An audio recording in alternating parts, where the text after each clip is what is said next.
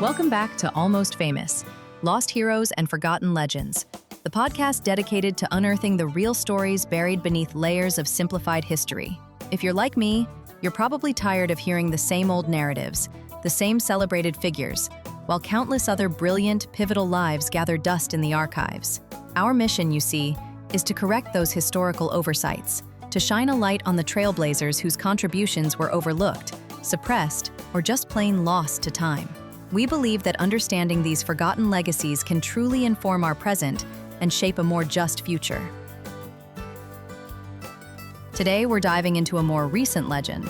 Our story showcases perseverance in the face of 1950s gender discrimination and the quiet revolution of women entering technical fields.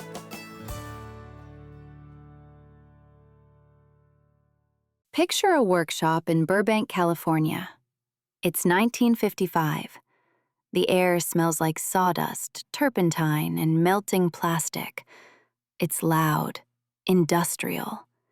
It's a place for men in grease-stained shirts, men shouting over the roar of machinery, men building the impossible. A place that, in 1955, most people assumed was only for men. But in the middle of that noise stands a woman. She's wearing a color-coordinated dress, white gloves, and high heels, and she's operating a massive industrial sander. This isn't a photo op. This is Harriet Burns.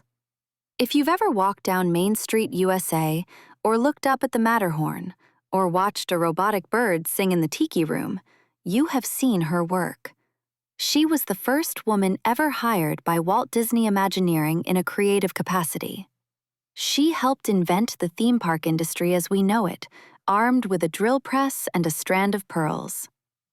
Today, we're peeling back the layers of paint and plaster to find the woman who built the magic, broke the glass ceiling, and then headed back to work like it was nothing.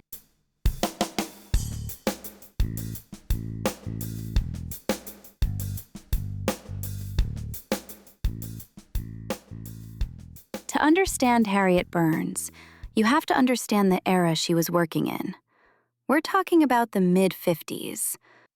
Popular TV sold the June Cleaver ideal, pearls, aprons, and baking cookies, but that never captured every woman's reality, and it definitely didn't capture Harriet's. Born Harriet Tapp in Texas in 1928, she wasn't someone who just stumbled into an art career. She studied design at the University of New Mexico. By the time she landed in Los Angeles in 1953, she was already a pro in the world of display arts, designing props for Vegas floor shows and sets for the Colgate Comedy Hour. She even worked at a place called Santa's Village in Lake Arrowhead, giving her a taste of theme park design before Disneyland was even a reality. But the turning point came in 1955. She gets a tip that Disney is hiring. Now, the story goes that when she showed up for the interview at the Disney studios, the guys there joked that they must have thought her name was Harry to even grant her an interview. But she got the job painting sets and props for a new television show called The Mickey Mouse Club. She was designing the famous Mouse Clubhouse, but she didn't stay in TV long. Walt Disney was building something new, something he called Disneyland, and he needed people who could think in 3 dimensions. Harriet was moved into a small, secretive department called WED Enterprises, what we now know as Walt Disney Imagineering. At that time, the model shop consisted of exactly 3 people: Fred Joerger, Wathel Rogers, and Harriet Burns. Think about that. Just 3 people to prototype the most ambitious entertainment project in history.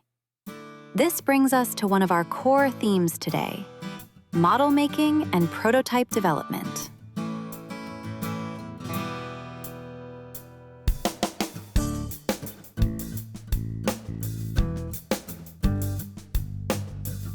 In the world of 1950s Disney, they weren't building models just to look pretty on a shelf. They were building them to figure out if these crazy ideas would actually stand up. Fred Joerger focused on architecture. Wathel Rogers was the mechanical genius, And Harriet? She was the finisher, the detailer, the one who made it look real. Take the Matterhorn bobsleds. This wasn't just a roller coaster. It was a fake mountain made of steel and plaster. Harriet Burns sculpted a 1/100th scale replica of the mountain. But here's the kicker. It wasn't just for show. The structural engineers literally used Harriet's model as their primary reference to build the ride. She sculpted the mountain in clay, and the engineers figured out how to make it stand up based on her hands' work. That is engineering through art. Or consider Sleeping Beauty Castle. Harriet and Fred Joerger built model after model. They moved turrets around like chess pieces. Harriet remembered that Walt liked the model with the blue roof best because he thought it would blend with the California sky, making the castle look taller than it actually was. That optical illusion? That's Harriet's handiwork. But her genius wasn't just in static buildings. It was in the movement. This brings us to the birth of Audio-Animatronics. In the early 60s, Walt wanted to create a show with singing birds, the Enchanted Tiki Room. This was uncharted territory. They were trying to make mechanical robins and macaws look alive. Harriet was responsible for the birds' feathers and skin, and they hit a snag, a big one.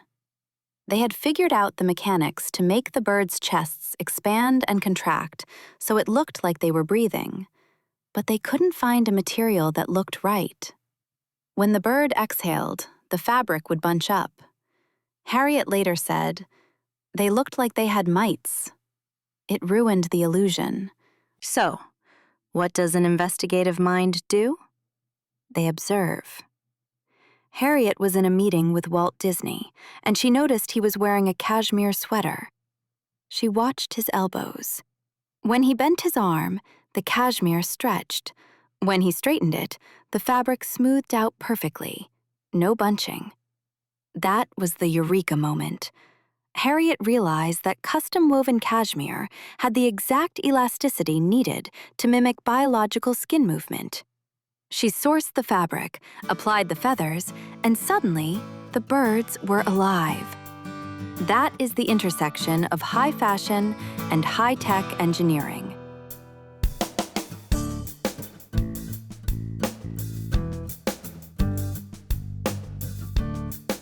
Now, let's talk about the elephant in the room, or rather, the woman in the workshop. We have to discuss the 1950s gender barriers in technical professions. Harriet Burns was working with bandsaws, lathes, and toxic glues, and she did it all while dressed like she was going to a tea party. We're talking color-coordinated dresses and high heels. Why? Well, Harriet said, it was the 1950s. Girls didn't wear slacks back then. But she was practical. She kept a pair of slacks in a little sack she carried around, just in case she had to climb high scaffolding. But this wardrobe choice could be read as a subtle power move. By maintaining that ladylike image while out welding the men, she disarmed the critics. She made herself unassailable. But it wasn't just about clothes. There were institutional barriers. There's a story about a time she wanted to help pour plaster casts for the Jungle Cruise hippos. The foreman stopped her. He said, "Women aren't allowed to do that." It wasn't Walt's rule. It was the model union's policy. But Harriet found ways around it. She was so indispensable that the rules often bent for her. Walt Disney himself didn't care about the gender norms. He cared about talent.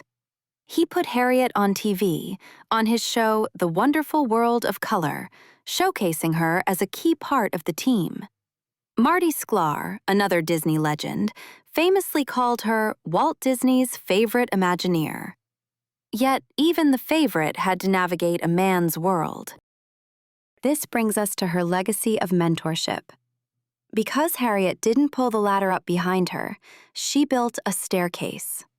You might know the character Madame Leota in The Haunted Mansion, the floating head and the crystal ball. Originally, Harriet was the model for that face. She sat for the testing. But the Imagineers decided her face was actually too small for the projection effect to work properly inside the crystal ball. So, Harriet suggested someone else. She passed the role to a woman who worked under her in the model shop, Leota Toombs. Leota Toombs became the face of the character, and eventually a Disney legend in her own right. Harriet didn't fight for the spotlight. She shared it. And that influence trickled down. Leota Toombs' daughter is Kim Irvine, who is currently the art director for Disneyland. Kim remembers sitting in the model shop as a little girl, playing with clay that Harriet gave her. Harriet Burns literally put the clay in the hands of the next generation of female Imagineers. There's a great story that illustrates this protective mentorship. Years later, a new female Imagineer named Karen Connolly Armitage came to work. She showed up wearing jeans and cowboy boots, practical clothes for a workshop. A male superior scolded her, telling her she should dress more like a lady. Karen told Harriet about this. In response, Harriet didn't tell Karen to conform. She told Karen, "If he asks you again, you just tell him that if he can come here and work for a whole 2 days in 3-inch heels, then you will gladly put yours back on."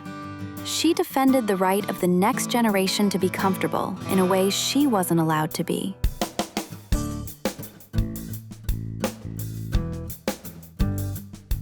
Harriet Burns retired in 1986. She passed away in 2008, but not before being named a Disney legend in 2000, the first woman to receive that honor in the Imagineering category. Today, if you go to Disneyland, walk down Main Street, USA. Look up above the Carriage Place Clothing Company. There's a window there. It reads, "The Artisan's Loft, Handmade Miniatures by Harriet Burns." It's a fitting tribute.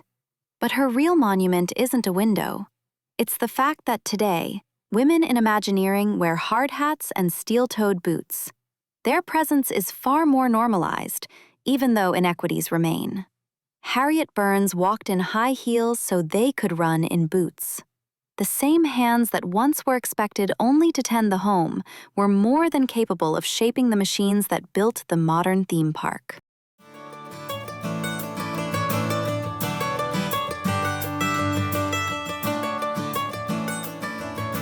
If you're as fascinated by these stories as we are, please subscribe to the Almost Famous Lost Heroes and Forgotten Legends podcast, wherever you're listening.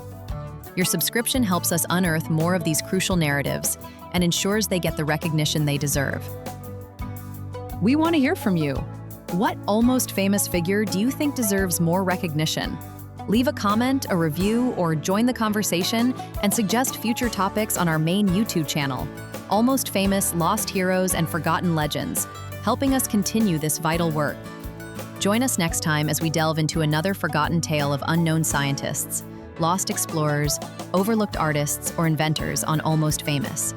Because remarkable people exist in every era, sometimes they just need someone to tell their story properly. Until then, keep exploring.